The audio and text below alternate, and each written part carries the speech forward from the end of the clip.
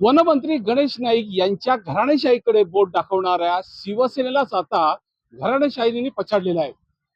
शिवसेनेच्या इच्छुक उमेदवार म्हणजे माजी नगरसेवकांनी तर आता कहरच केलेला आहे.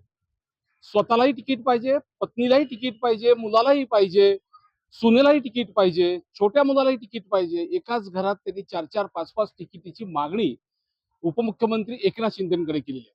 यामुळे शिवसेनेमध्ये घराणेशाही उफाळून आले का असाच प्रश्न पडतोय. माझ्यासोबत शिवसेनेचे जिल्हाध्यक्ष द्वारकानाथ भोईर, आपण त्यांच्याशी बोलूया.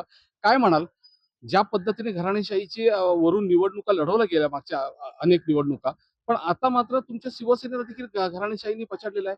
अनेक उमेदवारांनी 5-5, 4-4 तिकीट मागितलेले आहेत.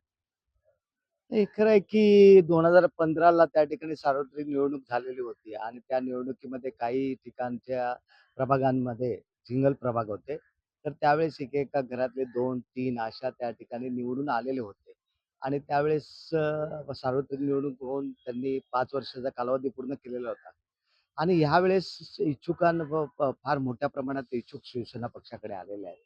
आणि त्याचबरोबर काही लोकांची जरी मागणी असली तशा प्रकारे, की माझ्या मुलाला आणखी घरामध्ये काही जास्त तिकीट आहे. परंतु शिवसेना पक्षामध्ये आदरणीय पक्षाचे मुख्य नेते एकनाथ शिंदे साहेब आणि आमचे खासदार सन्माननीय नरेश म्हस्के साहेब हे त्या ठिकाणी पूर्णपणे लक्ष ठेवून आहेत. आणि मला वाटतं आदरणीय एकनाथ शिंदे साहेब त्या ठिकाणी पक्षाच्या अनुषंगातून पक्षाची जी घोडदौड सुरू आहे आणि नवी महापालिकेच्या विजयाच्या अनुषंगातून त्या ठिकाणी योग्य तो निर्णय घेतील याची मला खात्री आहे. एक एक सगळ्यात महत्त्वाचं, गेल्या काही दिवसांमध्ये मोठ्या प्रमाणात इनकमिंग तुमच्या पक्षामध्ये झालेले आहे. जे दिग्गज नगरसेवक होते त्यांचा प्रवेश आपण करून घेतलाय. मात्र या सगळ्यांनी आता ही मागणी करतायत आणि एकनाथ शिंदेकडे जाऊन रडणं, त्यांच्याकडे जाऊन विनंती करणं आणि एकनाथ शिंदेनाच आता कुठेतरी ब्लॅकमेलिंग करण्याचा प्रयत्न ह्या सगळ्यांकडून सुरू आहे. आणि जर तुम्ही मला 4 तिकीट नाही दिलं तर मी पुन्हा माझा दुसरा मार्ग अवलंबतो, असं देखील बोललं जातं. शिवसेना पक्षाच्या दृष्टीने त्या ठिकाणी योग्य काय, ते आदरणीय शिंदेसाहेब त्या ठिकाणी निर्णय घेतील. मागणी करणं हा त्यांचा अधिकार असेल.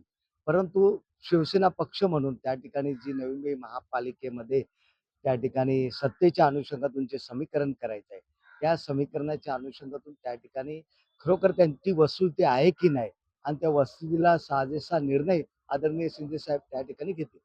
नक्कीच आपण पाहतो की उपमुख्यमंत्री एकनाथ शिंदे यांच्या स्वभावाचा फायदा कुठेतरी सगळे नगरसेवक घेतात आणि म्हणूनच हे सगळे नगरसेवक आता शिवसेनेमध्ये प्रवेश केलाय. मात्र एकनाथ शिंदेना थेट ब्लॅकमेलिंग करण्याचा देखील प्रकार आता सुरू झालाय. विनय म्हात्रे, न्यूज 18 लोकमत, नवी मुंबई.